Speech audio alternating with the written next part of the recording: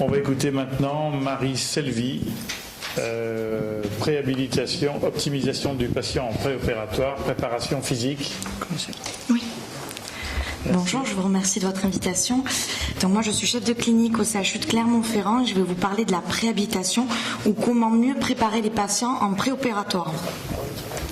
Donc la préhabilitation, elle est née suite à la réhabilitation qu'on connaît maintenant depuis une vingtaine d'années, que je ne vais pas vous représenter, qui a largement montré son bénéfice en termes de post-opératoire, que ce soit sur les complications, sur une sortie plus précoce des malades, sur une récupération post-opératoire.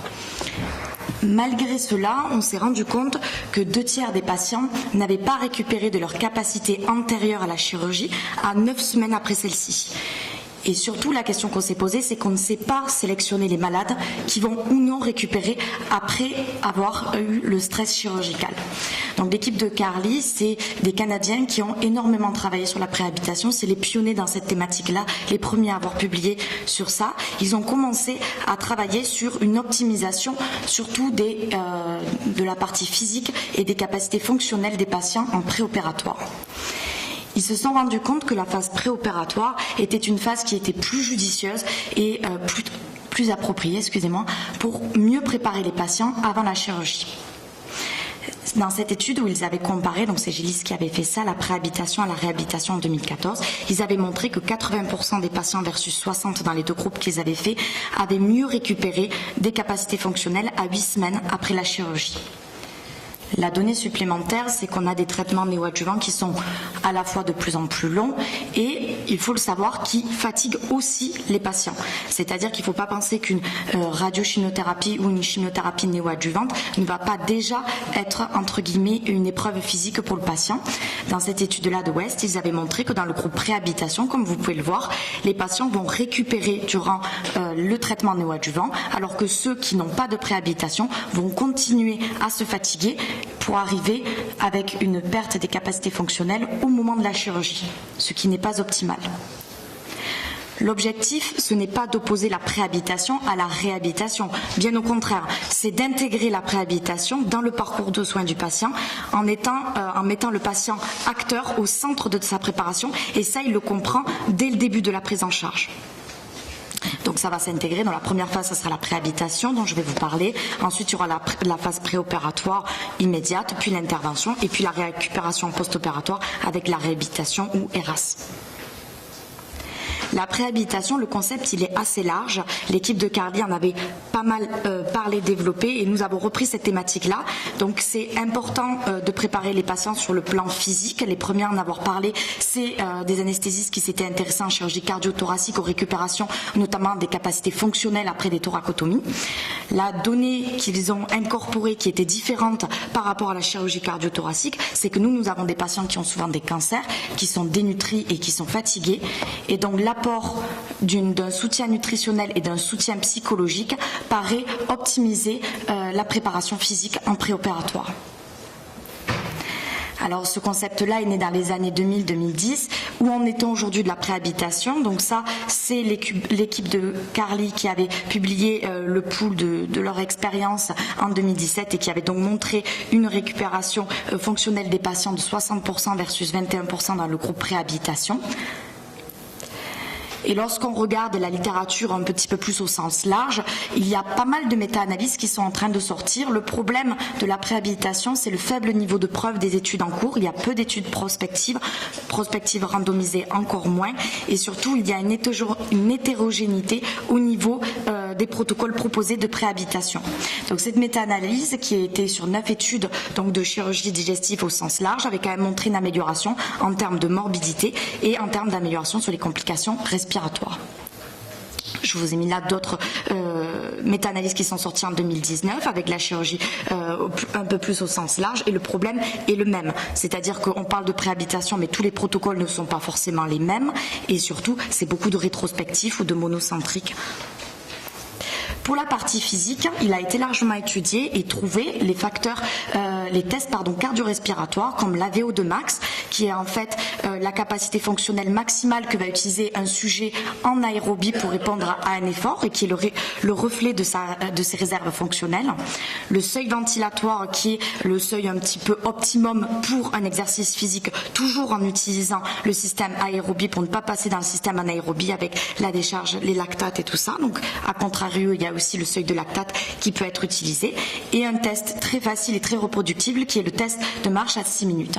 Dans de nombreuses études, ces tests ont été utilisés comme facteurs et ont été montrés comme facteurs de morbidité post-opératoire. Lorsqu'ils sont dégradés, c'est des facteurs de mortalité post-opératoire pour les patients. Donc Valkenet, qui était un des premiers à en avoir parlé également, ils ont montré une amélioration en termes de complications cardio-pulmonaires, plutôt, et c'est sur de la chirurgie cardio-thoracique, c'est pas de la chirurgie digestive, en termes de complications post-opératoires et de durée d'hospitalisation.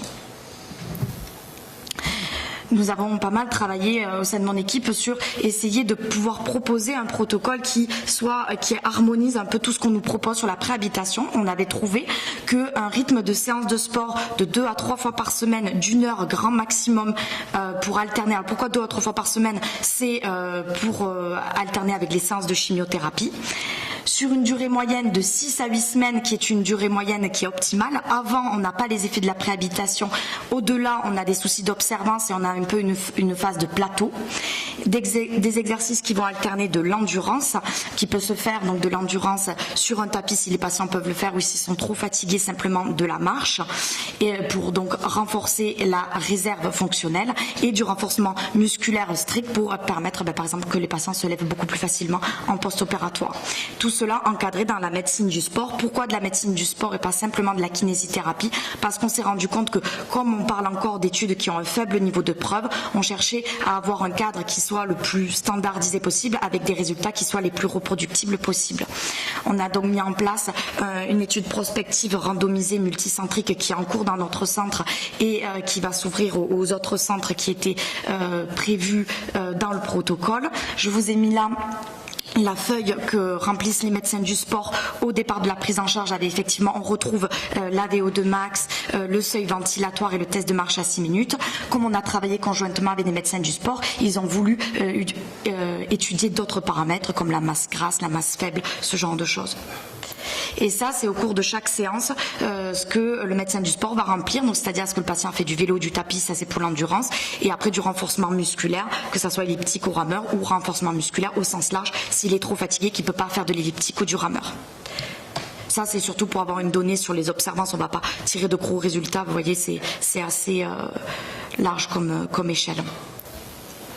Les limites de la prise en charge de la préhabilitation, c'est surtout que l'activité physique, elle est réalisée dans des centres spécialisés et qu'il faut donc que les patients puissent se rendre dans des centres spécialisés. Comme je vous l'ai dit précédemment, ça regroupe 18 séances durant une chimiothérapie, donc ça fait beaucoup d'allers-retours pour les patients et on pourrait s'attendre à un problème d'observance. Néanmoins, dans les patients qui ont été inclus dans le protocole, on a 0% de problème d'observance. Le problème, c'est qu'on a beaucoup de patients qui ne veulent pas participer parce qu'ils habitent trop loin et ça leur fait trop d'aller-retour. L'avenir, on voudrait proposer une standardisation des protocoles de préhabilitation et utiliser ces tests objectifs en préopératoire qui sont des marqueurs prédictifs de morbimortalité post-opératoire pour pouvoir mieux sélectionner les patients et pouvoir rattraper des patients qui étaient peut-être dits inopérables ou au contraire, certains patients se rendre compte que la chirurgie, ça va être peut-être un petit peu trop lourd. Cette étude qui vient de sortir de West est assez intéressante parce qu'elle montre que peut-être que des patients qui sont en meilleure forme physique finalement ont une meilleure réponse au traitement néoadjuvant avant la chirurgie. Ils ont fait ça sur du cancer du rectum où ils ont montré une amélioration du TRG dans le groupe réhabilitation. Ce qui est assez étonnant et porte un peu à débat, je vous l'admets. Je vous ai remis en message de conclusion ce que nous avions mis dans le rapport de l'AFC sur les capacités fonctionnelles. Dans la préhabilitation, ça permet d'améliorer les capacités fonctionnelles des patients en préopératoire afin de les préparer au mieux au stress chirurgical et ensuite pouvoir laisser la place à la réhabilitation. Mais finalement, chez des patients qui sont mieux préparés dès la phase préopératoire au fait qu'ils sont acteurs et que c'est eux qui vont sortir de l'hôpital, avec la réhabilitation. Je vous remercie de votre attention. Merci beaucoup. Merci.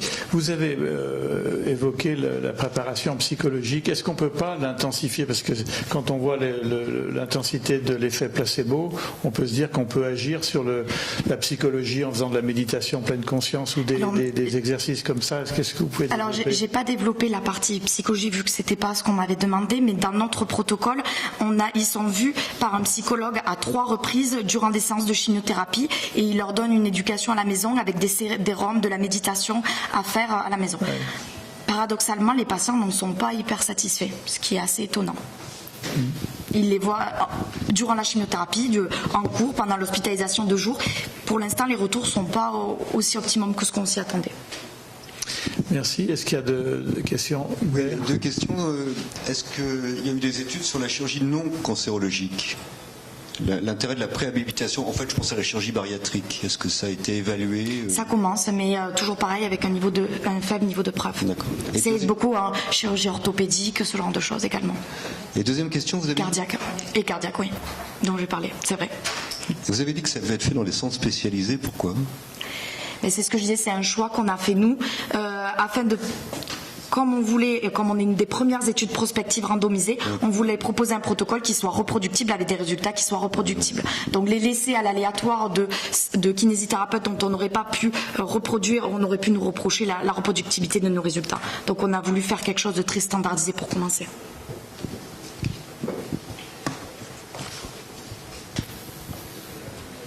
Bien, merci.